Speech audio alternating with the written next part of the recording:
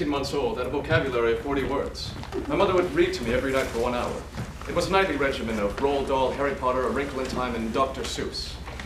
My mother would also take the weekly spelling words and incorporate her own. So while the other second graders were spelling the words made and like, I was spelling psychology and beneficiary. I was bound to be an awkward kid. I mean, I don't think that I'm awkward, but I've been told that I am.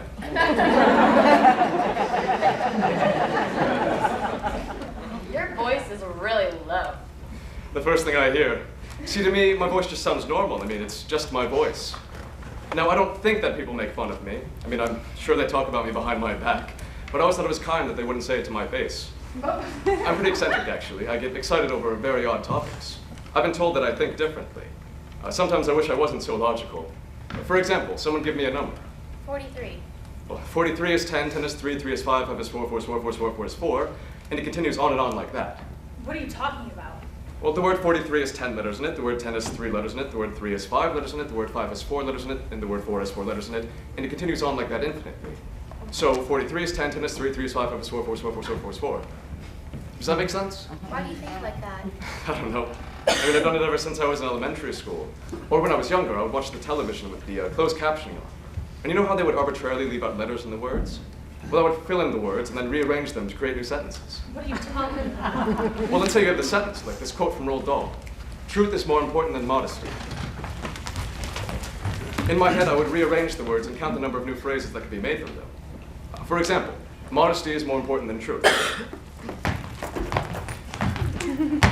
Or modesty important more than is truth. Or more modesty is truth important then. That doesn't make any sense. Oh, well, it doesn't have to make sense. I mean, that's not the point. I mean, I don't really know what the point is, but that's not it. Why do you think that? Well, I tend to make things complicated. I can be very cryptic. Sometimes my handwriting can be illegible because I just don't want anyone to read it. Why wouldn't you want anyone to read it? Oh, I don't know. I mean, I'm sure there's a reason for it up in this thing, but I couldn't tell you personally. So apparently you're just as cryptic to yourself as you are to everyone else? Well, yeah, it's my fear. What's your fear? That this lack of openness with the world will inhibit my growth both intellectually and emotionally. What are you talking about? Well, I fear emotional detachment, not being adequately prepared to pursue my dreams, being forced to overlook what can't be described by the senses, being unable to communicate, being amoral, and never being honest enough to create anything worthwhile. So you're scared of not being able to share your feelings? Petrified. I mean, I'm not really affected by things like some other people are. I have this detachment. I mean, I care about people, I really care about people. I just have a hard time opening up to them. Why can't you share your feelings? Well, I have a hard time answering that question. I mean, I feel emotion, I feel fear, I feel anger, I feel happiness. Do you feel sad? Do I feel sad? I do feel sad. I don't feel sad often. I'm consistently happy more often than I am sad. I'm optimistic.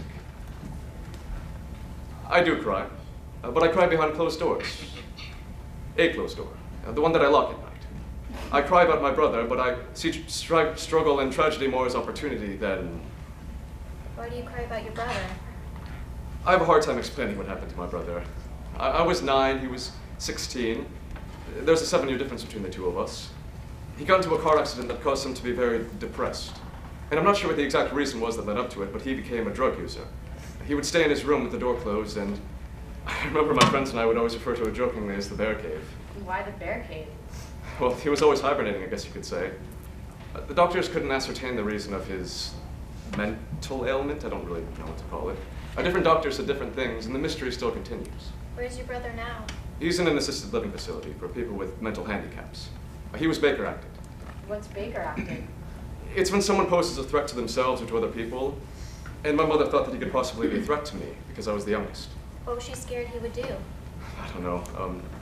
He would get violent, he would yell, he would punch holes in the wall or in the door, and then he would forget that he even punched those holes, and he would ask my parents how they got there.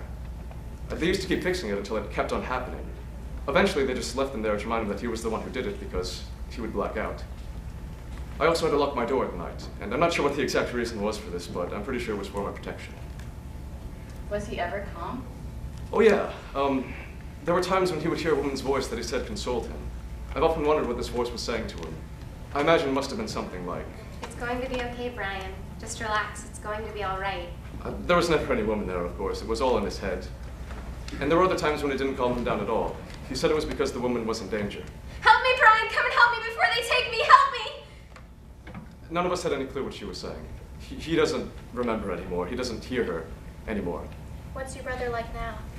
He's better. He has medication, which works wonders if he takes it. It all depends on if he has a good day or a bad day. Normally, you can't even tell what he's feeling. He has what's known as the flat effect. What the hell is a flat effect? It's when someone has these emotions, yet doesn't understand how to express them. Kind of like your own fear. Yeah.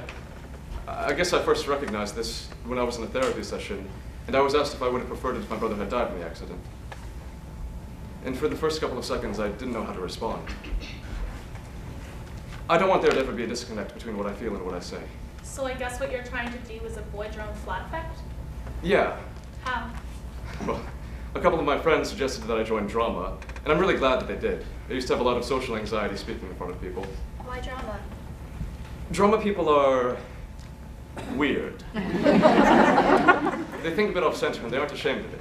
They can unapologetically express their emotions without thinking. I want to do that. I chose drama because they are a group of people who are more open to the odd and the awkward. I myself am odd and awkward.